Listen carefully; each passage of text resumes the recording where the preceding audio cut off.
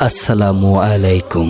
সকলকে পবিত্র মাহে রমজানের শুভেচ্ছা জানিয়ে শুরু করতে যাচ্ছি রহস্যদ্বীপের আজকের পর্ব, ইসলামের আগমনের পূর্বে আরব বিশ্বের অবস্থা।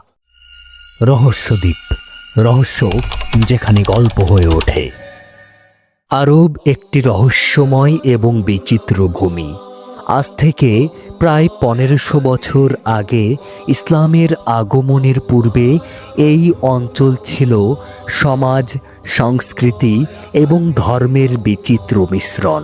মরুভূমির ভাস্টনেস এবং এর আদিম জীবনধারা আরবকে এক বিশেষ পরিচিতি দিয়েছিল। এই অঞ্চলের মানুষ ব্যবসা ও বাণিজ্যে অত্যন্ত দক্ষ ছিল। মক্কা, মদিনা এবং ইয়ামান সহ বিভিন্ন শহরে ব্যবসায়িক লেনদেন ছিল অত্যন্ত উন্নত। পণ্য বিক্রয়ের পাশাপাশি এখানকার বাজারগুলোতে ধর্মীয় ও সাংস্কৃতিক অনুষ্ঠানও হয়ে থাকত। ধর্মের দিক দিয়ে আরব সমাজ ছিল নানান ধরনের বিশ্বাসে বিভক্ত। অনেকেই বহু দেবতার পূজা করত। মক্কার কাবা ছিল এসব দেবতাদের পবিত্র স্থান। তবে কিছু আরবীয় ছিলেন মিনোথিস্ট, এক ঈশ্বরের ধারণায় বিশ্বাসী। তবে তারা খুব কমই ছিল। আরব সমাজ ছিল এক ধরনের কাঠামোবদ্ধ ও শ্রেণীবদ্ধ সমাজ। ক্ষমতা এবং প্রভাব অধিকাংশ সময় ছিল কিছু বংশীয় অভিজ্ঞানীদের হাতে। তবে নিচু শ্রেণীর মানুষের দুর্দশা ছিল মারাত্মক। নারী অধিকাংশ ক্ষেত্রেই পুরুষদের অধিকারী ছিল এবং তাদের স্বাধীনতা অত্যন্ত সীমিত ছিল। তবে এরই মধ্যে কিছু আরবীয়দের মধ্যে এক নতুন ভাবনা তৈরি হতে শুরু করেছিল।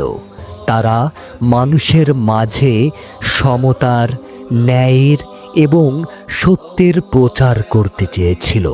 এই ভাবনাগুলি ছিল পরবর্তীতে ইসলামের মূল ধারার সাথে সঙ্গতিপূর্ণ। এভাবেই নানা সংস্কৃতি, ধর্ম এবং সমাজের মাঝে এক অস্থিরতা পরিবেশ ছিল।